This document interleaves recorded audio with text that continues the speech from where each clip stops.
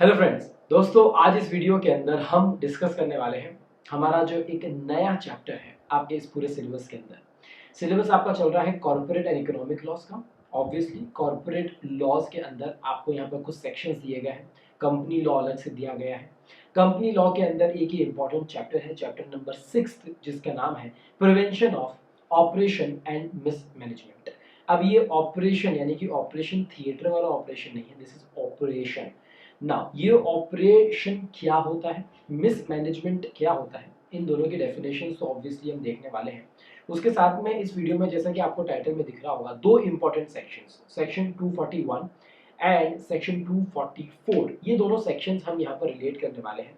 So basically इस video में हम बेसिक समझेंगे ऑपरेशन एंड मिसमैनेजमेंट चैप्टर के, कि ऑपरेशन एंड मिसमैनेजमेंट की डेफिनेशन क्या है, कौन लोग हैं यानी कि ऐसे कौन से मेंबर्स हैं जो यहाँ पर अप्लाई कर सकते हैं और किस एंटिटी को यहाँ पर अप्लाई किया जा रहा है अगेंस्ट ऑपरेशन एंड मिसमैनेजमेंट। तो चलिए दोस्तों स्टार्ट करते हैं, देखते हैं कि ये दोनों इंपॉर्टेंट चैप्टर्स के अंदर ये जो टॉपिक्स है वो क्या है। Let's start.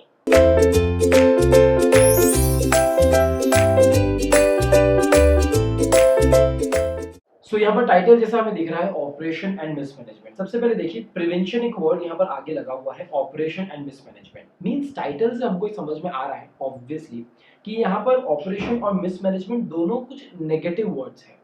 ये ऐसे नेगेटिव टर्म्स हैं जो हमको ये बता रही है कि इनको प्रिवेंट कर रहा है, उसके लिए इस प्रोविजन को बनाया गया है, राइट। सो प्रिवेंशन का मतलब तो यही हो गया, हम यहाँ पर समझ चुके हैं। प्रिवेंशन मींस यहाँ पर इन दोनों टर्मिनोलॉजीज को हमें प्रिवेंट करना है। नंबर 1 इज ऑपरेशन, ठीक है, विच इज दिस, राइट, या फिर हम इसको यहाँ पर हटा भी सकते हैं, ऑलरेडी हमने यहाँ मेंशन कर रखा है। Number 1 is operation and number 2 is mismanagement, obviously, ठीक है ना।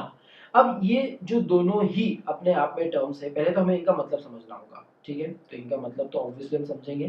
तो फर्स्ट कैटेगरी इज इनका डेफिनेशन का मतलब समझना। बट सो जिन लोगों ने मेरे वीडियोस देखे होंगे उनको पता होगा कि हम थोड़ा सा यहाँ पर बेसिक को पकड़ते हुए चलते हैं कि आखिरकार ऑपरेशन हो क्यों रहा है, मिसमैनेजमेंट हो क्यों रहा है। And the most important question is not this, which is कि इनके लिए प्रोविजन क्यों क्रिएट किया गया है, इस चीज को रोकना है, राइट। तो ऐसा सिचुएशन क्यों आ रही है। तो हम डेफिनेशन पढ़ने से पहले which is nothing but what, हमें समझना होगा व्हाई, राइट, और हमें ये भी समझना होगा who can apply for this, right, eight the same time when. तो इतने 4 क्वेश्चंस हैं जो हमें यहाँ पर एड्रेस करने होंगे। चलिए तो सबसे पहला क्वेश्चन यहाँ पर एड्रेस करते हैं व्हाई, राइट। हमको सबसे पहले यही देखना है व्हाई। सो व्हाई ऑपरेशन, ये समझना होगा। चलिए तो उसके लिए समझते हैं, मैं आपको एक चीज बताता हूँ। आप एक नॉर्मल हाउस होल्ड की बात कीजिए, हाउस होल्ड हम घर की बात कीजिए, या फिर आप आपके फ्रेंड सर्कल की बात कीजिए। लेट्स से आपका ये फ्रेंड सर्कल है जिसके अंदर 1 2 3 एंड 4, लेट्स से 5। चलिए तो आप 5 फ्रेंड्स हैं, ठीक है। अब आपके इस पूरे ग्रुप के अंदर कोई भी डिसीजंस होते हैं तो सबकी सुनी जाती है, राइट। बट क्या हुआ है कि इन पूरे फ्रेंड सर्कल की अगर हम बात करें तो यहाँ पर 5 लोग दिख तो रहे, बट ओरिजिनली ये 3 लोग जो थे, इन 3 लोगों ने इस ग्रुप को बनाया था, ठीक है। सबसे पहले इन्हीं लोगों ने इस ग्रुप को बनाया था, बाकी 2 लोग तो बाद में आए थे, बाद में ऐड हुए हैं, ठीक है। सो क्लियरली क्या होता है कि जब भी कोई डिसीजन लिया जाता है तो ये मेजोरिटी में होल्ड करते हैं, ये जो तीनों चाहते हैं वैसा ही होता है, ठीक है। तो ये मेजोरिटी हो गया और ये लोग क्या हो गए, ये लोग माइनॉरिटी में आ गए। ओके, सैड तो है बट क्या करें। तो क्या होता है कि मेजोरिटी जो भी चाहता है हमेशा वही होता है। और इनफैक्ट बात क्या है, कॉर्पोरेट लॉ भी मेजोरिटी और माइनॉरिटी के कॉन्सेप्ट पे ही चलता है। जब भी मेजोरिटी कोई भी डिसीजन लेती है तो उसको यहाँ पर माना जाता है, पहली बात तो ये सही है, ठीक है। तो सर हमेशा मेजोरिटी सही डिसीजन थोड़ी ना लेगी, मेजोरिटी कभी कभी माइनॉरिटी का यहाँ पर दुरुपयोग भी कर सकती है। इसका मतलब क्या है कि माइनॉरिटी के राइट्स को, उनके इंटरेस्ट को वो सप्रेस भी कर सकती है, उनको उनका राइट यूज करने से रोक भी सकती है, उनके इंटरेस्ट के अगेंस्ट जाके भी डिसीजंस ले सकती है, राइट। तो हमेशा मेजॉरिटी सही नहीं होगी, राइट। तो क्या होगा कि मेजॉरिटी कभी कभी यहाँ पर माइनॉरिटी के अगेंस्ट में जाकर काम करेगी, इनके इंटरेस्ट के अगेंस्ट में जाकर काम करेगी, बराबर है। कभी कभी मेजॉरिटी ऐसे डिसीजंस लेगी जो लॉ के अगेंस्ट भी हो सकते हैं, बिल्कुल पॉसिबल है, राइट। वो पब्लिक के इंटरेस्ट में नहीं हो सकते हैं, राइट। तो इन लोगों को दबाना, छोटे लोगों को दबाना ऑपरेशन है, और ऐसे डिसीजंस लेना जो पब्लिक इंटरेस्ट में ना हो वो मिसमैनेजमेंट है। ठीक है, यानी कि आपने मैनेजमेंट गलत तरीके से किया, मिस मैनेज किया। तो ये दोनों का एक सिंपल सा मीनिंग होता है इन दोनों टर्मिनोलॉजीज का, ठीक है, कि ऑपरेशन क्या होता है, मिसमैनेजमेंट क्या होता है। बट जैसा कि मैंने आपको बताया मेजोरिटी और माइनॉरिटी का यहाँ पर ये जो तालमेल है ये पूरे कॉर्पोरेट लॉ में आपको दिखेगा। बट सर क्या यहाँ पर कभी भी कोर्ट जो है, लॉ है, बीच में नहीं आएगा क्या? सो बेसिकली अगर प्राइमा फेसी हम देखें तो अगर मेजोरिटी और माइनॉरिटी के बीच में कोई पंगा चल रहा है तो मेजोरिटी जब भी कोई डिसीजन लेगी तो यहाँ पर लॉ बीच में नहीं आएगा। ये एक बेसिक रूल कहता है, जिस रूल को हम कहते हैं rule of majority. So rule of majority में कभी भी लॉ कोर्ट बीच में नहीं आएगा, बट उस रूल के कुछ एक्सेप्शंस हैं और उन एक्सेप्शंस को जब हम जाके देखते हैं डिटेल में तो हमको ये operation one of the exceptions में दिखता है, ठीक है। सो ये मैंने आपको पूरा बैकग्राउंड समझाया है। आइए जो बात मैंने आपको यहाँ पर बताई है उसी को हम यहाँ पर थोड़ा सा क्लियर तरीके से समझते हैं। देखिए क्या लिखा है, this is because the corporate law works on the principle of democracy. Democracy के प्रिंसिपल पे काम करता है। मेजोरिटी माइनॉरिटी है तो डेमोक्रेसी की नाम की कोई चीज होती है कि नहीं होती है, सब लोगों की सुननी पड़ेगी हमको। And it becomes more vulnerable because it is record with the number of shares and not with the number of individuals involve. उन्होंने क्या बोला, डेमोक्रेसी पे काम करता है, बिल्कुल सही कह रहे हैं आप, बट ये ना प्रिंसिपल खत्म हो जाता है, रिकॉर्ड हो जाता है, हट जाता है। कब हट जाता है, क्योंकि with the number of shares पे ये चीज काम करती है कि कौन कितने शेयर्स होल्ड करता है, ना कि नंबर ऑफ इंडिविजुअल से ये चीज काम करती है। यार पूरे कंपनी के अंदर 100 मेंबर्स हैं, हमें क्या करना, 100 मेंबर्स है कि 101 है कि 105 है, हमें मतलब इससे है कि इनमें से 90% से ज्यादा कौन होल्ड करता है या फिर मेजर स्टेक कौन होल्ड करता है। जो मेजर स्टेक होल्ड करता है वो मेजोरिटी में आ जाएगा, ऑब्वियस सी बात है, राइट। तो हमें मतलब नंबर ऑफ शेयर से है, ना कि हमें मतलब नंबर ऑफ इंडिविजुअल से है। तो बस बात उसी पे आ गई ना कि जो जितना पैसा वाला उसी की सुनी जाएगी, right. So number of shares पे हम ज्यादा ध्यान देंगे और इसी को बोला जाता है रूल ऑफ मेजोरिटी, ठीक है। सो रूल ऑफ मेजोरिटी हो गया। आखिरकार रूल ऑफ मेजोरिटी है क्या, अगला क्वेश्चन वही है हमारा। तो यहाँ पर एक बहुत ही खतरनाक रूल बनाया गया और वो एक केस लॉ से यहाँ पर बताया जाता है जो है फॉस वर्सेस हर्बर्टॉन, ठीक है। अब इस रूल ने क्या बनाया, which is a landmark judgement in the history of company law. It states that the ones who hold majority of shares rule the company. जो सबसे ज्यादा शेयर्स होल्ड करता है वो कंपनी को रूल करता है, ठीक है। The judgement held that if the majority shareholders have made a decision, ध्यान से सुनिएगा, to take or not to take a certain action, it shall be respected। अगर मेजोरिटी ने कुछ बोला है तो उनकी सुनी जाएगी। अब जैसे एग्जांपल ले, एक मंदिर बन रहा है, एक टेंपल बन रहा है, कोई रिलीजियस यहाँ पर विसिनिटी तैयार हो रही है, उसके अंदर जिसने सबसे ज्यादा डोनेशन दिया होगा उसी की सुनी जाएगी ना यहाँ पर, ठीक है, क्लियरली बात है। Also the courts are not expected to ordinarily intervene to protect the minority interest affected by resolution। इनका कहना है कि अगर बाय डिफॉल्ट आप बात करेंगे, सो बाय डिफॉल्ट क्या है कि कोर्ट यहाँ पर बीच में नहीं आने वाली है, क्योंकि यहाँ पर मेजोरिटी जो यहाँ पर डिसीजन ले रही है उसको रिस्पेक्ट किया जाएगा एंड बाय डिफॉल्ट कोर्ट यहाँ पर इंटरवीन नहीं करती है जो भी रिजोल्यूशन लिया गया उसके अगेंस्ट में, ठीक है। सो क्लियरली ये जो रूल है फॉस वर्सेस हर्बर्टॉल वाला, ये हमें कुछ इंपॉर्टेंट दो मेजर रूल्स यहाँ पर बताता है। पहला रूल क्या है कि कंपनी एक सेपरेट लीगल एंटिटी है। ओहो 2 मिनट, अब यहाँ पर ही रुक जाते हैं। केस लॉ में हुआ क्या मैं आपको बता देता हूँ, ठीक है। देखिए इसको हम थोड़ा सा एक सिंपल सी लैंग्वेज में समझेंगे। लेट्स सी, ये एक कंपनी है, ठीक है। इस कंपनी के अंदर बहुत सारे शेयर होल्डर्स हैं, कुछ माइनॉरिटी है और कुछ मेजोरिटी वाले हैं, ठीक है। यहाँ पर कुछ गलत काम हुआ, रिजोल्यूशन लिया गया, माइनॉरिटी वाले कोर्ट के पास चले गए कि बॉस ये क्या कर रहे हो यार, देखो ना इन्होंने क्या किया हमारे साथ में। मेजोरिटी वालों ने ये रिजोल्यूशन पास कर दिया है which is against our interest, वो हमें ऑप्रेस कर रहा है, ठीक है ना। कोर्ट क्या बोलेगा, तो इस वाले केस में कोर्ट बोला कि आपका कहना सही है, ये एक्ट है, ऑपरेशन का है, but you are not the right person जो आके इस केस को फाइल कर सकता है। ये जो पूरा मामला है, अगर इस मामले में कंपनी हमारे पास में डायरेक्टली आती तो हम कंपनी की सुन सकते थे। सर कंपनी कैसे आ सकती है, अरे कंपनी क्यों नहीं आ सकती, कंपनी एक सेपरेट लीगल एंटिटी है। सेपरेट लीगल एंटिटी होने की वजह से अगर कोई भी गलत रिजोल्यूशन पास होता है तो कंपनी केस फाइल कर सकती है, राइट। उसके डायरेक्टर पे कर सकती है, किसी भी कर सकती है कि इन्होंने मिसयूज किया है अपने पावर का। तो कंपनी अगर आके ये काम करती तो यस बिल्कुल हम मानते, बट आप बीइंग माइनॉरिटी आप नहीं आ सकते हमारे पास में। तो सर कितनी गलत बात है ये, माइनॉरिटी के पास में कोई हक है कि नहीं है, माइनॉरिटी कैसे फाइट करेगा। तो अभी हम बात कर रहे हैं रूल ऑफ मेजोरिटी के बारे में और मेजोरिटी से रिलेटेड हम यहाँ पर केस लॉ की बात कर रहे हैं, बट इसके भी एक्सेप्शंस हम आगे लेके आएंगे, ठीक है। तो देखिएगा, तो इसने दो इंपॉर्टेंट मेजर रूल्स हमको बताए। पहला रूल क्या हो गया कि कंपनी एक सेपरेट लीगल एंटिटी है, उसके शेयर होल्डर से अलग है, और दूसरा जो कोर्ट है ना will not interfere with the internal management of company acting with in their powers. हाँ, आप आपकी पावर्स में रहकर काम कर रहे हैं, डायरेक्टर्स ने ऐसा कोई यहाँ पर रिजोल्यूशन पास किया है जो अल्ट्रा वायरस नहीं है। ओह सर, अल्ट्रा वायरस क्या होता है? याद है फाउंडेशन में पढ़ के आए हम, अल्ट्रा वायरस एक्ट मतलब ऐसे एक्ट जो आपके यहाँ पर कंपनी के मेमोरेंडम में है ही नहीं, आपके आर्टिकल्स में है ही नहीं, आपकी पावर्स में है ही नहीं, और आपने वो एक्ट किया। आपने मेमोरेंडम में लिखा कि हमारा ऑब्जेक्ट ऑफ द कंपनी ये काम करना है, मैन्युफैक्चरिंग में रहेंगे, और आप निकल गए एडवर्टीजमेंट में। तो अगर आपने ऐसा कोई रेजोल्यूशन पास किया दैट इज अल्ट्रा वायरस, तो क्या वहां पर कोर्ट बीच में आएगा? बिल्कुल आएगा, क्योंकि आपने अल्ट्रा वायरस एक्ट किया है। बट अगर कोई कंपनी अपने लोगों के साथ में मेंबर्स, वहां पर डायरेक्टर्स ऐसा कोई रेजोल्यूशन पास करते हैं जो विद इन देयर पावर्स है, तो कोर्ट बीच में नहीं आने वाला है। हाँ, लफड़ा इंटरनल मैनेजमेंट का है, माइनॉरिटी मेजॉरिटी का, तो कोर्ट बोलेगा बॉस हमें थोड़ा दूर रखो इससे। अगर आप आपके पावर्स के बियॉन्ड जाते हैं तो हम बिल्कुल बीच में आते हैं। Therefore, where an ordinary majority of members can ratify the act, the court will not interfere. Simple सा फंडा है, उन्होंने कहा है कि अगर कोई भी मेजोरिटी यहाँ पर, ऑर्डिनरी मेजोरिटी यहाँ पर आके बीच में कोई भी रिजोल्यूशन पास कर सकती है, रेटिफाई कर सकती है, तो कोर्ट बीच में नहीं आएगा। मेजोरिटी उस काम को उन्होंने किया है तो वो उसको सुधार भी सकती है, रेटिफाई भी कर सकती है, राइट? तो वहां पर कोर्ट बीच में नहीं आने वाला है। तो आई थिंक ये रूल ऑफ मेजोरिटी हमको यहाँ पर क्लियर हो गया है। ऑपरेशन की जरूरत क्यों पड़ी है अभी हम यहाँ तक तो पहुंच चुके हैं।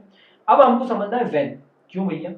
सर वाई आपने बता दिया, वेरी गुड, ठीक है। अभी जरा व्हेन समझ लेते हैं, किसके पास में फाइल करना है वो भी समझ जाएंगे, और फिर हम ये आगे जाते जाते हम व्हाट यानी कि हम लास्ट में डेफिनेशन समझेंगे। इन शॉर्ट वो आप ऑलरेडी समझ चुके होंगे, हम सिर्फ वहां पर टेक्स्ट पढ़ने वाले हैं जो आपके मॉड्यूल में दिया गया है, दैट्स इट। तो व्हेन ऑपरेशन भैया, तो उन्होंने बोला कि जब आप ऑपरेट हो रहे हो तब आप जाओ।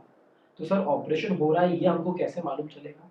तो उन्होंने बोला the conduct of complained of, जो कंप्लेन कर रहा है उसका जो कंडक्ट है, should at least involve a visible departure, ध्यान देखिएगा, a visible departure from the standards of their dealing and violations of condition of fair play on which every shareholder who entrusts his money to company is entitled to rely। उनका कहना है कि जो भी conduct हुआ, जो भी act हुआ, जिसके बारे में आप यहाँ पर कंप्लेन कर रहे हो, उस कंडक्ट में विजिबली हमको देखना चाहिए कि यहाँ पर फेयर प्ले से काम नहीं हुआ है, ठीक है। यहाँ पर सभी शेयर होल्डर ने पैसा लगा रखा है, कंपनी पे भरोसा करके उसने पैसा लगाया था, उस पर रिलाय करके उन्होंने जो रिजोल्यूशन यहाँ पर निकाला है वो फेयर प्ले के साथ में नहीं हुआ है, यानी कि सही तरीका नहीं था। वहां पर आपने वायलेशन किया है कंडीशंस का, आपने स्टैंडर्ड से डिपार्चर किया है, और ये चीज विजिबली हमको दिखनी चाहिए, ठीक है। विजिबल डिपार्चर हमको वहां पर देखना चाहिए।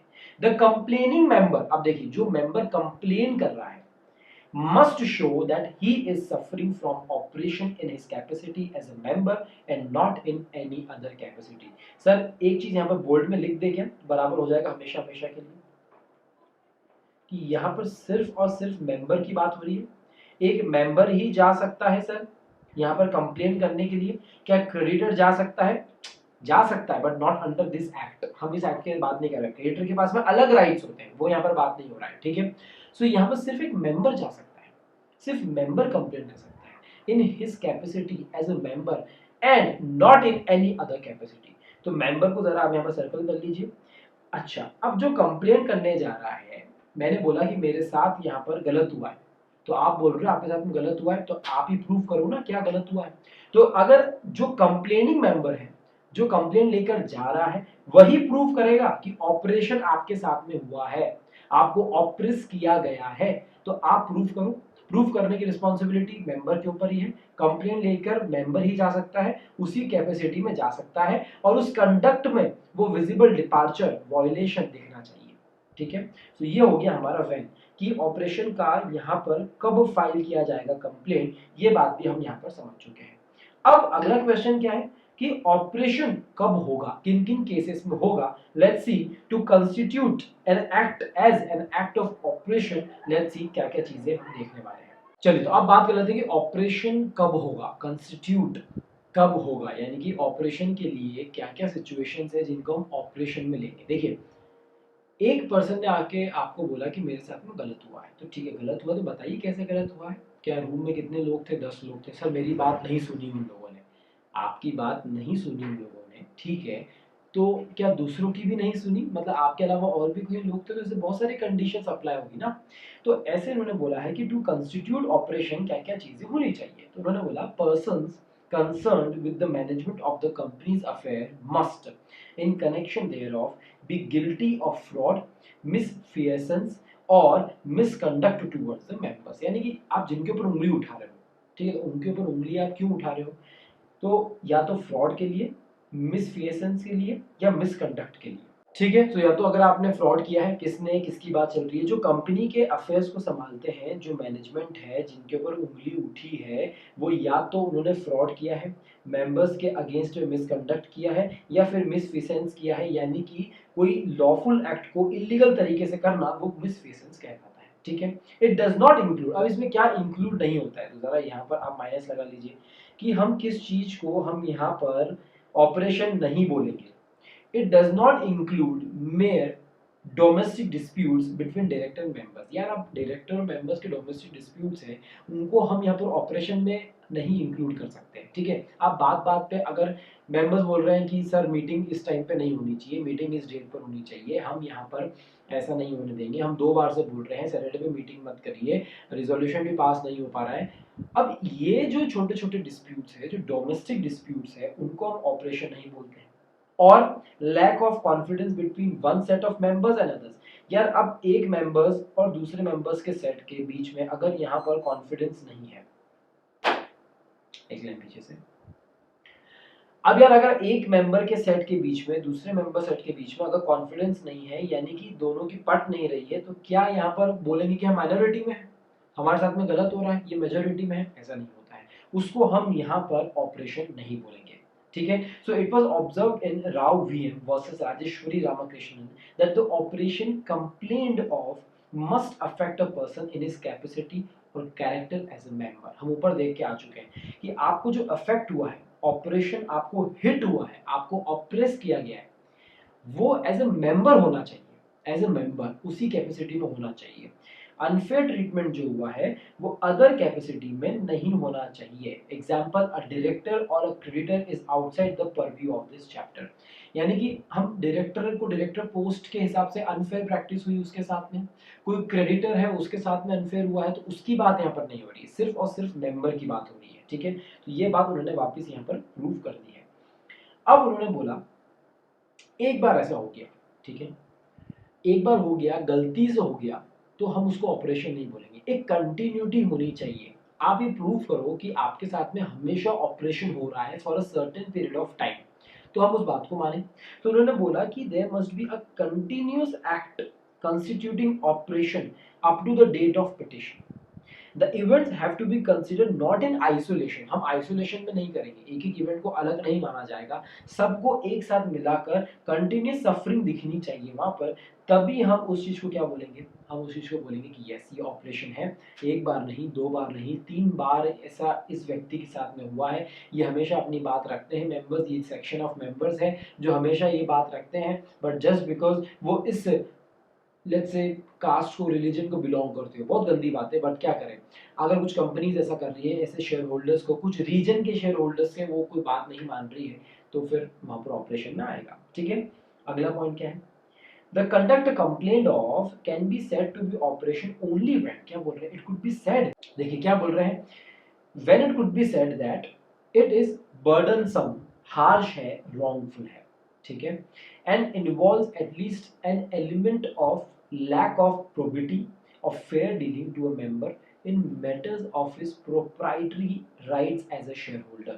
अब यार एज ए शेयर होल्डर हमने आपको डिविडेंड देना चाहिए था, सारे लोगों को डिविडेंड मिला है, आपने हम लोगों को नहीं दिया, 10% मिलना चाहिए था, आपने 8% दिया, ठीक है, सबको मिला, हमको नहीं मिला, एक सेक्शन ऑफ मेंबर्स को नहीं मिला जो माइनॉरिटी में है। तो एज ए शेयर होल्डर क्या उनके प्रोप्राइटरी राइट को आपने हर्ट किया है? बिल्कुल किया है। तो कोई ना कोई ऐसा एलिमेंट होना चाहिए जो ये बता रहा है कि यार यहाँ पर बिल्कुल प्योर फॉर्म में फेयर डीलिंग नहीं हुई है, ठीक है। सो इतनी सब चीजें हैं जो यहाँ पर ऑपरेशन को ऑपरेशन बनाती है। क्या नहीं बनाती है? डोमेस्टिक डिस्प्यूट नहीं बनाता है।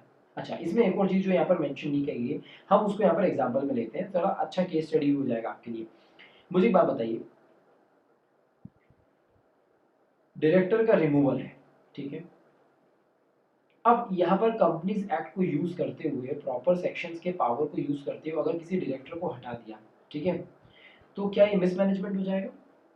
क्या ये ऑपरेशन हो जाएगा? आप पहले बोलेंगे सर डायरेक्टर की तो बात ही नहीं है, यहाँ पे डायरेक्टर को बाहर निकाल दिया गया, as a capacity, in capacity of as a member ही होना चाहिए, आपने हमें बात बोल दी है, राइट, मैंने बोला है आपको।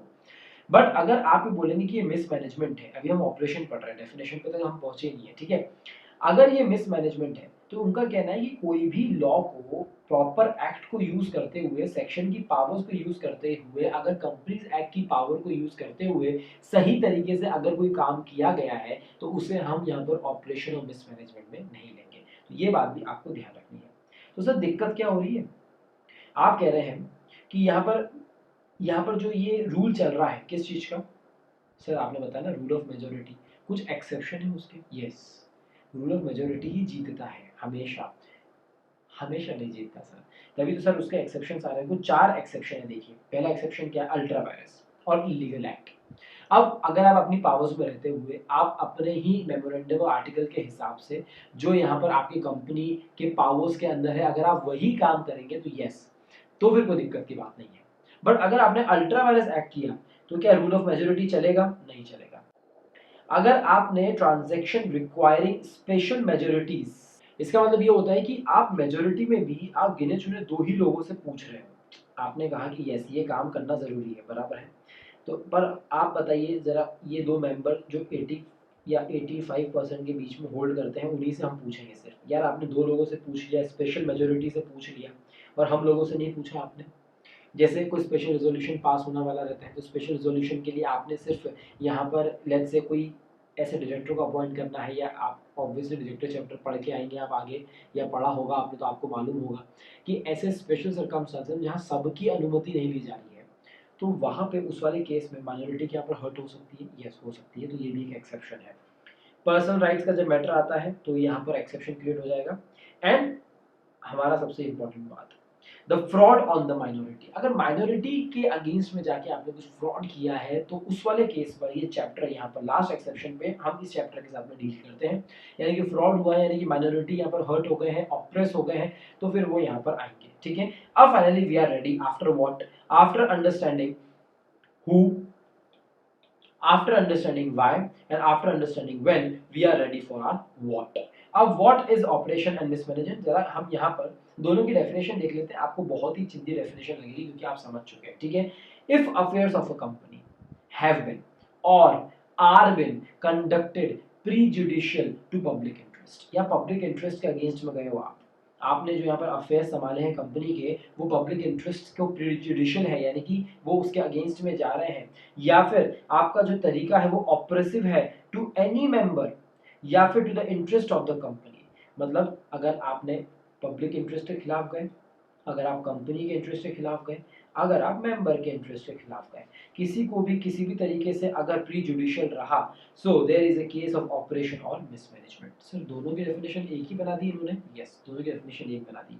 क्या बोला उन्होंने? Any material change. सर कभी कभी क्या होता है मैनेजमेंट में, हमने कुछ चेंज किया, ठीक है, हमने यहाँ पर लेट्स से डायरेक्टर को चेंज कर दिया, केएमपी को चेंज कर दिया। अब केएमपी को चेंज करने की वजह से क्या यहाँ पर जो मैनेजमेंट में चेंजेस हुए हैं मटेरियल चेंज है, मटेरियल चेंज में क्या यहाँ पर ऊपर के की मैनेजमेंट पर्संस को चेंज करना मटेरियल चेंज में आएगा? यस बिल्कुल आएगा, जिससे कंट्रोल या फिर मैनेजमेंट कंपनी का जो है वो चेंज हो जाता है, और that by reason of such change, उस चेंज की वजह से affairs of the company will be conducted prejudicial to the interest of member company. अगर उस चेंज की वजह से जो मैनेजमेंट में आपने किया है जिससे control of the company change हो गया है, उसकी वजह से अगर जो फ्यूचर में अफेयर्स होंगे वो प्री जुडिशियल रहेंगे तो यस वो भी ऑपरेशन और मिसमैनेजमेंट हो जाएगा। तो आपको इसकी डेफिनेशन में क्या याद रखना है? Affairs of the company at the same time material changes in the company, इन दोनों की वजह से कोई भी अगर यहाँ पर अफेक्ट हो रहा है, मेंबर, कंपनी, यहाँ तक कि उन्होंने लिख दिया पब्लिक इंटरेस्ट, ठीक है, तो इनमें से कुछ भी अगर अफेक्ट होगा इन दोनों की वजह से, पॉइंट नंबर 1 क्या है? मटेरियल चेंज, और point number 2 affair of the company, ठीक है। तो ये डेफिनेशन हो गई ऑपरेशन और मिसमैनेजमेंट की। ये हमने देखा है, क्या अभी तक कोई सेक्शन शुरू किया है क्या? नहीं, हमने सिर्फ बेसिक समझा है। डेफिनेशन के साथ में prevention of operation and mismanagement में हमने दोनों टर्म्स का मतलब देख लिया है। सर जरा अब पॉइंट पे आइए, आपने यहाँ पर हेडिंग में बोला 241 ठीक है सर, आपने बोला कि हम 241 पढ़ेंगे और क्या पढ़ेंगे, थोड़ा नीचे चले क्या, फटाफट आपको दिखा देता हूँ क्या क्या देखने वाले हैं। हम 244 भी पढ़ेंगे। ओके सर, 244 क्या बात कर रहा है वो तो हम बाद में देखेंगे। 241 मतलब सर आपने बोल दिया कि यहाँ पर हम यानी कि माइनॉरिटी रोते रोते जा सकता है और कंप्लेंट फाइल कर सकता है। किसके पास करेगा, ट्रिब्यूनल के पास करेगा। किसके लिए करेगा, किसके लिए करेगा, रिलीफ के लिए करेगा obviously. In cases of operation, sir operation से आगे बढ़ी क्या लिखा हुआ, etcetera. Oh my God sir, operation के साथ में और भी कुछ है, उसके अगेंस्ट भी वो ट्रिब्यूनल के पास जा सकता है क्या।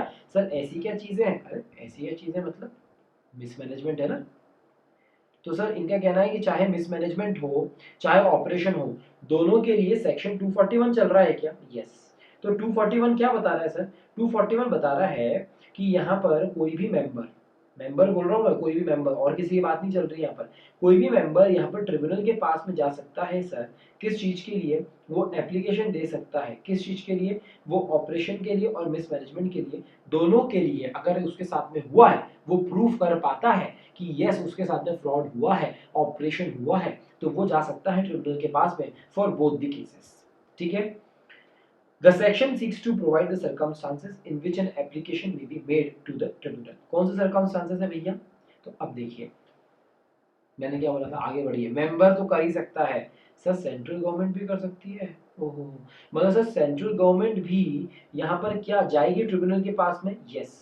उसकी इच्छा हुई ना, उसको ऐसा लग रहा है ना, तो वो सुओ मोटो भी जा सकती है, यानी कि खुद किसी ने कुछ नहीं बोला बट उसको लग रहा है कि पब्लिक इंटरेस्ट के खिलाफ में काम हो रहा है, तो सेंट्रल गवर्नमेंट और मेंबर दोनों जा सकते हैं रिलीफ के लिए in cases of operation and mismanagement in the affairs of the company. ठीक है, तो ये बात तो हम समझ गए कि सर दो केसेस हैं, मेंबर जा सकता है, सेंट्रल गवर्नमेंट जा सकती है, ट्रिब्यूनल के पास में जा सकती है। ठीक है, बट सर कब कब जा सकती है, राइट टू अप्लाई तो है मेंबर के पास में, बराबर है। प्रॉब्लम है सर हर मेंबर जा सकता है क्या, तो उन्होंने बोला वेट वेट वेट वेट 241 की आप बात कर रहे हैं, ठीक है।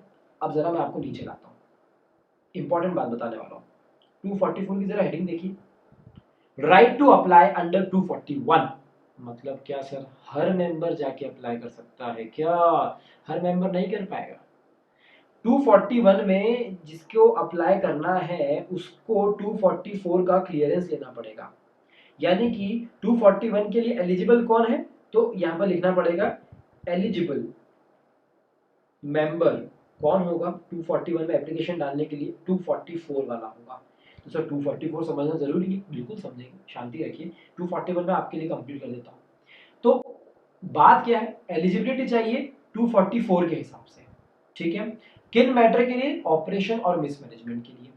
ऐसे क्या हरकतें हो गई थी sir, affairs of the company को गलत तरीके से हैंडल किया और कुछ मटेरियल चेंज हुआ जिसकी वजह से सर प्री जुडिशियल चीजें हो रही है, चाहे वो पब्लिक इंटरेस्ट के अगेंस्ट हो, चाहे वो मेंबर्स के अगेंस्ट हो, चाहे वो कंपनी के अगेंस्ट हो।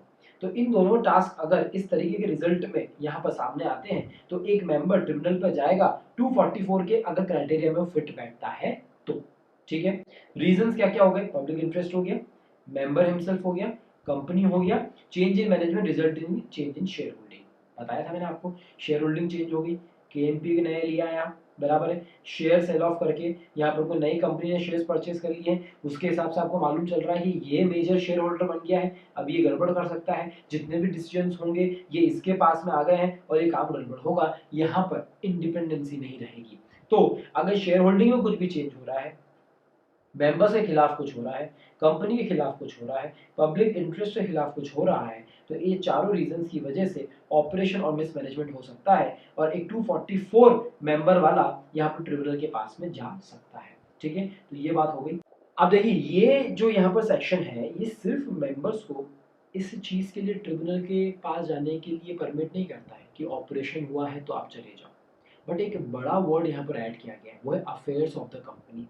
यानी कि अफेयर्स ऑफ द कंपनी में अगर कोई भी कंडक्ट गड़बड़ निकलता है, कोई भी कंडक्ट किसी भी तरीके का, ठीक है, जो पास्ट में भी हो चुका है, मिसमैनेजमेंट की रेमेडी के लिए भी वो जा सकता है, यानी कि सर अफेयर्स गड़बड़ हुए उसके लिए तो वो ट्रिब्यूनल के पास जा सकता है, मिसमैनेजमेंट के लिए जा सकता है, वो ऑपरेशन के लिए तो जा ही सकता है, इन सब रीजंस के लिए वो जा सकता है ट्रिब्यूनल के पास में। और पावर कौन देता है 241, बट एलिजिबिलिटी कौन देता है 244, ये बात हमको ध्यान रखनी होगी। और सेंट्रल गवर्नमेंट तो जा ही सकता है, ये बात हम ऑलरेडी देख चुके हैं। सो इस तरीके से 241 भी हमने देख लिया। 241 एक छोटी सी बात कर रहा है कि मेंबर्स यहाँ पर जा सकते हैं ट्रिब्यूनल के पास में बाय रीजन ऑफ मिसमैनेजमेंट और ऑपरेशन।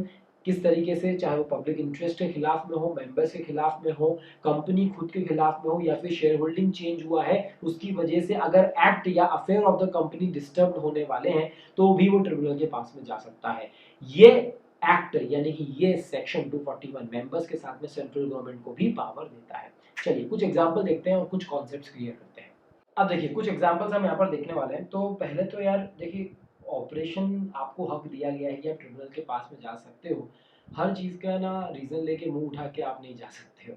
मेंबर्स कह रहे हैं सर इतने सालों से एक्यूमुलेटेड लॉसेस इकट्ठे हो गए हैं, हमें तो लॉस ही मिल रहा है सर, डिविडेंड आज तक मिला नहीं है, कंटिन्यूटी नहीं है सर, हम ऑपरेस हो रहे हैं। बकवास बात है, ठीक है। तो यहाँ पर केस लॉज ये बोल रहे हैं कि डिविडेंड डिक्लेयर नहीं किया ये ऑपरेशन नहीं होगा।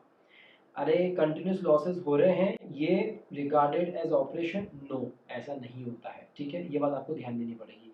सर एक मैनेजिंग डायरेक्टर अपॉइंट किया गया, ठीक है, बट सर वो मैनेजिंग डायरेक्टर जैसे एक्ट कर रहा था उसका अपॉइंटमेंट सही था ही नहीं था, और वो काफी टाइम से काम कर रहा है, मेंबर्स के नॉलेज में वो बात है ही नहीं। मेंबर्स पूछ के हाँ सर हमारा ऑपरेशन हो रहा है, अरे आपका ऑपरेशन थोड़ी ना हो रहा है, टेक्निकलिटी है यहाँ पे, ठीक है। तो ये भी कोई ऑपरेशन नहीं होगा, एक्ट नहीं है ऑपरेशन का, आप ट्रिब्यूनल के पास में नहीं जा सकते।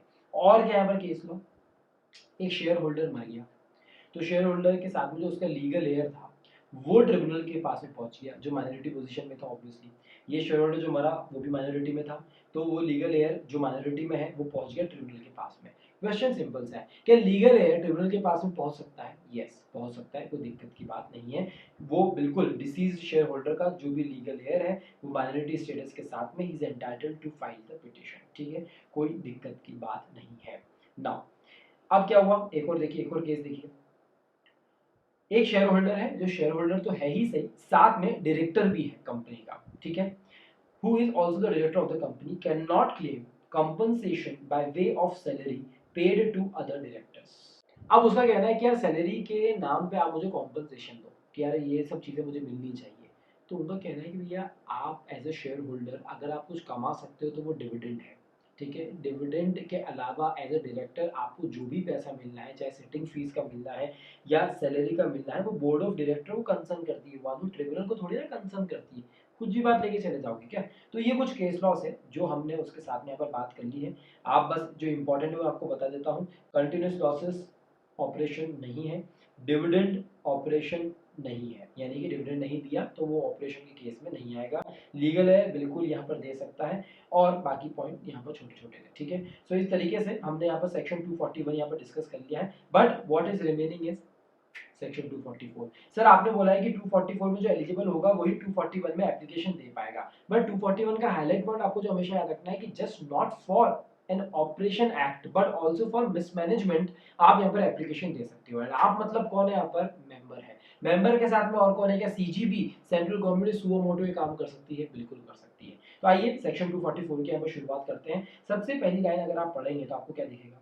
The section is linked to section 241 of the act and provides for the eligibility of members की eligibility who hold the right to file the application under 241। सो इसको आप लिख सकते हैं, लिखा हुआ है ऑलरेडी। 241 में एप्लीकेशन देना है तो 244 का आप क्लियरेंस ले सकते हैं। अगर आप ऑपरेशन और मिसमैनेजमेंट के लिए अप्लाई करना चाहते हैं ट्रिब्यूनल के पास में तो 244 में आकर पहले अपनी एलिजिबिलिटी चेक करो और क्वालिफिकेशन देखो, ठीक है। मतलब 244 क्या बोल रहा है कि आपके पास में सफिशिएंट इंटरेस्ट होना चाहिए इन the affairs of the company. मतलब आप बोल रहे हो कि आपके ऊपर ऑपरेशन हो रहा है, आप कुछ अच्छा काम करना चाहते हो, तो ये तो बताओ कि आपका इस कंपनी के अफेयर्स में एक सफिशिएंट इंटरेस्ट है, यानी कि आपको ये चीज़ इम्पैक्ट करती है और अच्छी मात्रा में इम्पैक्ट करती है। ये चीज़ आपको 244 में प्रूफ करनी होगी। So members having right to apply कौन है? तो दो केसेस है भैया, 1 and 2। In the case of company having a share capital company जिसके पास में शेयर कैपिटल है उसका क्राइटेरिया अलग है, जिसके पास में शेयर कैपिटल नहीं है उसका क्राइटेरिया अलग है। यानी कि अगर आप मेंबर हैं और आपके पास में शेयर कैपिटल वाली कंपनी, यानी कि आप यहाँ पर कुछ कैपिटल होल्ड करते हैं, तो आपको इस क्राइटेरिया को मैच करना पड़ेगा। अब क्राइटेरिया ज़रा ध्यान से देखिएगा, not less than 100 members of the company और not less than 1/10 of the total number of its members, whichever is less. Okay, तो पहला तो इन दोनों के बीच में whichever is less आया है, और फिर उसको फाइनली हम कंपेयर करेंगे हमारी थर्ड कंडीशन के साथ में, 1 2 एंड थर्ड। ठीक है, तो जरा देखिए कि in the case of company having a share capital कौन एप्लीकेशन दे सकता है। तो उन्होंने बोला कि पहली बात तो आप ही समझ लो कि एक सिंगल मेंबर एप्लीकेशन दे सकता है और बहुत सारे मेंबर्स मिलकर भी एप्लीकेशन दे सकते हैं, बराबर है।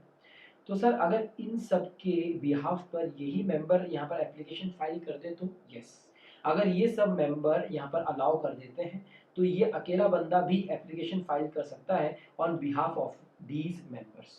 तो सर ये जो कंडीशन है, ये कंडीशन इन सबको फुलफिल करनी पड़ेगी कि अगर एक ही पर्सन यहाँ पर फाइल कर रहा है एप्लीकेशन तो इसको फुलफिल करनी पड़ेगी। तो यहाँ पर एक्ट में लिखा हुआ है कि ऑन बिहाफ ऑफ ऑल, अगर एक पर्सन यहाँ पर एप्लीकेशन फाइल कर रहा है सो एलिजिबिलिटी सब या फिर कोई एक मेंबर भी यहाँ पर फुलफिल कर सकता है। ठीक है, अब देखते हैं एलिजिबिलिटी पे आते हैं, लेट्स सी।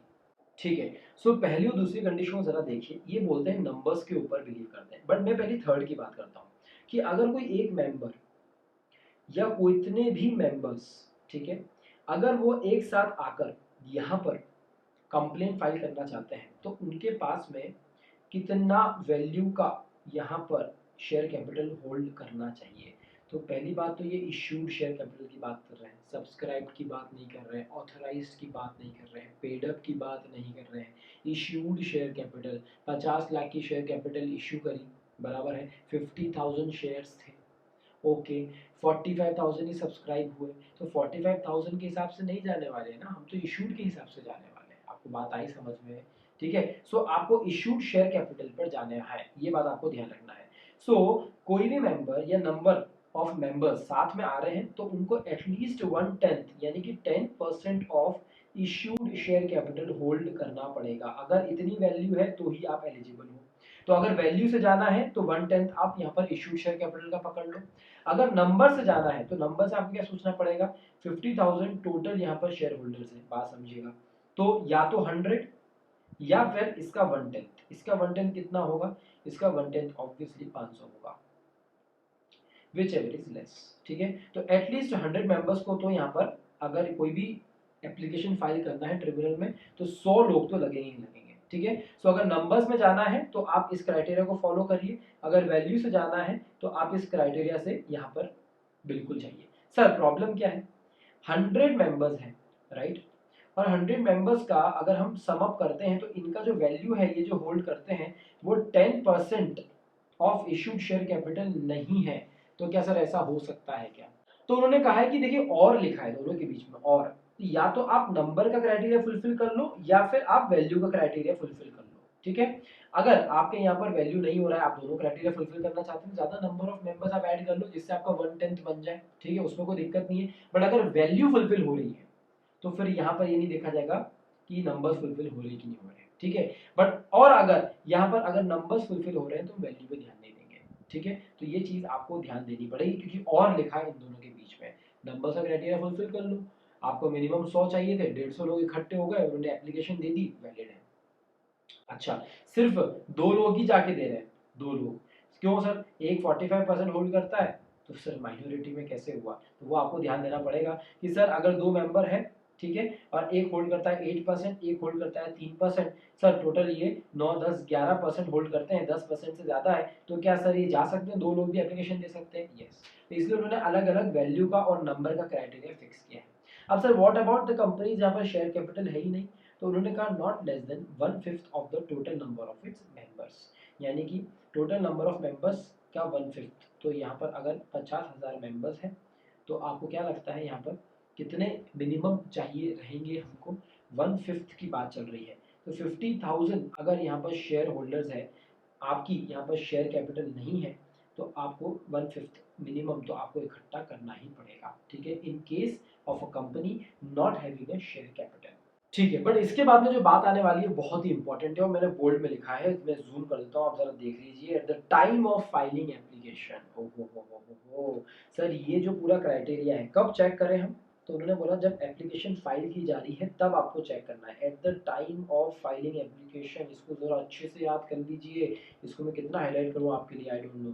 देखिए ये बहुत ही इंपॉर्टेंट है, at the time of filing application, यानी सर एप्लीकेशन सबमिट करने के बाद में अगर कुछ नई शेयर कैपिटल इशू कर दी गई जिसकी वजह से यहाँ पर पुराने वालों का परसेंटेज हिल गया, तो सर क्या यहाँ पर एप्लीकेशन को रद्द कर दिया जाएगा? नहीं, हम बात कर रहे हैं at the time of filing application, जब एप्लीकेशन फाइल करी ना उस टाइम पर कितना परसेंटेज था, उस टाइम पर हमको 10% चाहिए, उस टाइम पर हमको 1/5 चाहिए। ये दोनों के लिए, ठीक है, सिर्फ इस पॉइंट के लिए नहीं है, ये चीज दोनों के लिए है, चाहे शेयर कैपिटल वाली कंपनी हो चाहे विदाउट शेयर कैपिटल वाली कंपनी हो। हम एप्लीकेशन फाइल करते टाइम के परसेंटेज की बात कर रहे हैं। बाद में अगर कुछ मूव हो गया उससे कोई दिक्कत की बात नहीं है, बाद में आप कुछ भी करो, सेल करो, परचेज करो, चेंज हो जाए, कुछ भी हो जाए, डजंट मैटर, ठीक है। तो एक तो ये बात आप ध्यान रखिएगा, आगे क्वेश्चन में आने वाला है। अब यहाँ पर ट्रिब्यूनल ना दया भी कर सकता है, ट्रिब्यूनल की अगर इच्छा हुई तो वो इस परसेंटेज को 10% को यहाँ पर 1/5 बोल रहा है, यानी कि कितना हो गया, 20% हो गया, 20% को, ये सब चीजें वो चेंज कर सकता है। तो विदाउट शेयर कैपिटल में 20% याद करना है आपको, और यहाँ पर आपको 10% याद करना है, ठीक है। और आपको याद रखना है कि नंबर और वैल्यू को दोनों को कंपेयर करना है, या दोनों में से कोई भी कंडीशन आपको फुलफिल करनी है। ट्रिब्यूनल की इच्छा हुई तो वो क्लॉज ए और क्लॉज बी में जो ऊपर हमने बताया वो वेव कर सकता है, एनी या ऑल, उसकी इच्छा हुई तो, ठीक है। This section also enables the members not meeting the membership qualification in section 244(1) to file an application with the tribunal for waiver of these requirements for filing the petition। अब ये मतलब ये सेक्शन इनडायरेक्टली क्या बोल रहा है, भले ही आप इस क्राइटेरिया में नहीं आ रहे हो तो भी अगर आप ट्रिब्यूनल के पास में एप्लीकेशन फाइल करना चाहते हो तो ट्रिब्यूनल के पास में आप जा सकते हो कि सर अगर आप ये कंडीशन वेव कर देंगे हमारे लिए तो हम एप्लीकेशन फाइल कर देंगे, हमारा केस देख लो। मतलब ये सेक्शन 244 उन लोगों को यहाँ पर पावर दे रहा है, ऐसे मेंबर्स को जिनके पास में क्वालिफिकेशन नहीं है, ठीक है। तो ये बात भी आपको ध्यान रखना है। कुछ दूसरे इंपॉर्टेंट पॉइंट्स हैं, जरा उनको देख लेते हैं जो मैंने अलग अलग जगह से निकाले हैं। ये शॉर्ट वीडियो रख रहे हैं हम ताकि आप पूरा यहाँ पर सारी चीजें कवर हो जाए, ठीक है। पहला उन्होंने बोला है कि ऐसे मेंबर्स जिनका अभी अमाउंट अनपेड है, ठीक है, subject to the condition that the applicant or applicants has or have paid all calls or other sums due on his or their shares, यानी कि जो मेंबर्स यहाँ पर फाइल कर रहे हैं ना, सब्जेक्ट टू द कंडीशन वही मेंबर्स कर सकते हैं जिन्होंने फुल अमाउंट पे कर दिया है, full amount paid on their shares. 10 रुपए का शेयर था, 8 रुपए कॉल किए गए, आपने 6 रुपए दिए, आपने 2 रुपए अभी तक नहीं दिए हैं, तो क्या आप यहाँ पर फाइल कर सकते हैं ट्रिब्यूनल के पास में? नो। तो अनपेड शेयर्स वाले लोग नहीं कर सकते हैं। For the purpose of this subsection, share और शेयर्स आर हेल्ड बाय 2 और मोर पर्सन। सर अगर ज्वाइंटली यहाँ पर होल्ड किया जा रहा है तो उनको 2 गिनेंगे कि 1 गिनेंगे? एक ही गिनेंगे, सिंगल पर्सन ही गिना जाएगा उनको, ठीक है। Sir where any members of a company are entitled to make an application under this subsection, any one or more of them having obtained the consent in writing of the rest। मैंने शुरुआत में बोल दिया ना आपको यार कि sir क्या सबके बिहाफ पर एक पर्सन कर सकता है क्या? यस, अगर ये राइटिंग में परमिशन ले ले इन सब की तो वो बिल्कुल कर सकता है, कोई दिक्कत की बात नहीं है। May make the application on behalf and for the benefit of all of them. अब मेंबर में कौन आएगा कौन नहीं आएगा? सर आपने बोला इश्यूड शेयर कैपिटल, तो इसमें इक्विटी शेयर कैपिटल भी आता है, प्रेफरेंस शेयर कैपिटल भी आता है। इस तरीके से प्रेफरेंस शेयर होल्डर भी मेंबर होगा। जो सर शेयर सर्टिफिकेट होल्ड करते हैं क्या उन्हें मेंबर मानेंगे? यस, प्राइमा फेसी जिसके पास में शेयर सर्टिफिकेट होता है उसको प्रूफ माना जाता है कि yes you are a member, ठीक है। सर जो शेयर वारंट होल्ड करते हैं क्या वो मेंबर होंगे? नहीं होंगे, तो ये बात आपको ध्यान देनी होगी, ठीक है। सो ये क्वेश्चंस आ चुके हैं इसलिए ये सब चीजें आप ध्यान रखिएगा। शेयर वारंट वाला मेंबर नहीं है, शेयर सर्टिफिकेट होल्ड करते हो, yes you are a member. PSH preference share holder अगर कोई है तो वो मेंबर होगा, बिल्कुल होगा, क्योंकि यहाँ पर जो इशूड शेयर कैपिटल की बात की जा रही है उसमें इक्विटी प्लस प्रेफरेंस दोनों इंक्लूड किए जाते हैं। सो अभी तक हमने ये जो पूरा 244 है उसकी कंडीशंस हमने देख ली है, शेयर कैपिटल के साथ में और शेयर कैपिटल के बिना। शेयर कैपिटल के साथ में जाएंगे तो नंबर और वैल्यू दोनों में से और करना है। नंबर में दो ऑप्शन है, या तो 100 या फिर 1/10, जिसको हम 10% बोल सकते हैं। वैल्यू में अगर जाएंगे तो 10% आप होल्ड करो, ठीक है। शेयर कैपिटल नहीं है तो 20% ऑफ नंबर हमको चाहिए चाहिए, ठीक है। ये बात हो गई। कौन दे सकता है कौन नहीं दे सकता है वो हमने बात कर ली है। यहाँ पर ट्रिब्यूनल वेवर भी दे सकता है, उसकी इच्छा होगी तो कोई दिक्कत की बात नहीं है। सबके बिहाफ पर एक बंदा भी कर सकता है, कोई दिक्कत की बात नहीं है। और कुछ अदर इंपॉर्टेंट पॉइंट्स हमने यहाँ पर शेयर कर लिए। चलिए कुछ एग्जांपल्स देखते हैं और इसके साथ में हमारा वीडियो एंड होगा। बिकॉज 241 244 दोनों की बात कर ली जैसा हमने प्रॉमिस किया था, और ऑपरेशन और मिसमैनेजमेंट क्या होता है वो भी हमने बात कर ली जैसा कि आपसे प्रॉमिस किया था। तो एग्जांपल्स देखते हैं, 244 को समझते हैं। देखिए सबसे पहला सेकंड एग्जांपल बताता हूँ छोटा सा। ये एग्जांपल ये बोल रहा है कि जो रिक्वायरमेंट दी गई है शेयर होल्डिंग की, वो परसेंटेज तो मैंडेटरी है और आपको डॉक्यूमेंट्री एविडेंस दिखाना पड़ेगा, यानी कि शेयर सर्टिफिकेट आपको दिखाना पड़ेगा। शेयर सर्टिफिकेट प्राइमा फेसी एक प्रूफ होता है कि यस आप शेयर होल्डर हो, और ये प्रिज्यूम किया जाता है कि शेयर सर्टिफिकेट जिसके पास में है उसके पास में वैलिड टाइटल होगा। तो शेयर सर्टिफिकेट पे यहाँ पर आपको ध्यान देना है, शेयर सर्टिफिकेट होना चाहिए, तभी ये बात आगे बढ़ेगी, आपको मेंबर बोला जाएगा और आप एप्लीकेशन फाइल कर सकते हैं। अब दूसरा एग्जांपल यहाँ पर क्या है, देखिए शेयर होल्डिंग और मेंबरशिप जो है is record not on the basis of subscribed और पेड अप शेयर कैपिटल। हम बात करके सब्सक्राइब के हिसाब से या पेड अप के हिसाब से हम बात नहीं करते, हम इश्यूड के हिसाब से करते हैं। फॉर इंस्टेंस एक कंपनी, मैंने आपको एग्जांपल दिया था, may have issued a capital of 50 lakh rupees, 50,000 shares है, 100 रुपए का एक शेयर है, but only 45,000 shares may have been subscribed for. The remaining shares will then be left to be disposed of in such a manner as board of directors think best in the interest of the company. So issued share capital would include both equity and preference share। उनका कहना है issue पे आपको ध्यान देना है, subscribe पे और आपको पेड अप पे नहीं देना है, कि ये बात भी हम कर चुके थे। उन्होंने कहा यस। दूसरा इंपॉर्टेंट बात हमने करी, कंसेंट ले लिया आपने, बराबर है। अब बाद में कुछ लोग भाग गए कंसेंट देने के बाद में, यानी कि लेट्स से 1 जनवरी 2020 को एक बंदे ने जो माइनॉरिटी में था उसने यहाँ पर 4 लोगों से कंसेंट ली, और उसने 5 जनवरी 2020 को उसने यहाँ पर एप्लीकेशन फाइल कर दी। अब 6 को ये पर्सन आता है और कहता है यार मैं तो मेरी कंसेंट ले रहा हूँ, तो ले ले वापस। अब क्या, अब तो एप्लीकेशन जा चुकी है। तो उनका कहना है कि consent to be given by share holders record at the beginning of the proceedings. अगर ऐसा होता है तो withdrawal of consent by any shareholder during the course of proceeding shall not affect the maintainability of the petition। उससे हमें कोई फर्क नहीं पड़ता है, बाद में आप जियो मरो कंसेंट वापस ले लो कुछ भी कर लो, आप शेयर्स बेच दो, हमें उससे फर्क नहीं पड़ता है। एप्लीकेशन के टाइम पर अगर आपने कंसेंट दे दी है, वेरी गुड, ठीक है। तो ये बात हो गई हमारी यहाँ पर। Right to apply under section 241 company having share capital whichever is less, हम बात कर चुके हैं, ये बात यहाँ पे लिखी गई है, ठीक है। तो ये कुछ एग्जांपल हो गए, ये जो हमने यहाँ पर बात कर ली है। अब पहला एग्जांपल बचा हुआ है उसके बारे में बात कर लेते हैं। In case with the share holding of the petitioner member gets reduced to 10%। अब देखिए दिक्कत क्या थी इस माइनॉरिटी वाले बंदे को, इस माइनॉरिटी वाले बंदे को दिक्कत थी कि ये जो कंपनी है वो यहाँ पर शेयर होल्डिंग डिक्रीज करने वाली है, ठीक है। और ये अगर ऐसा करेगी तो, या फिर ये नया फ्रेश अलॉटमेंट करेगी, फ्रेश इशू करेगी लेट्स से, ठीक है। रिड्यूस नहीं करने वाली है, लेट्स से बढ़ाने वाली है, नया अलॉटमेंट कर रही है, ठीक है, और इशू कर रही है। उसकी वजह से मेरा जो 10% है वो नीचे जाने वाला है। इसी केस के लिए उसने यहाँ पर एप्लीकेशन फाइल करी है। जब एप्लीकेशन फाइल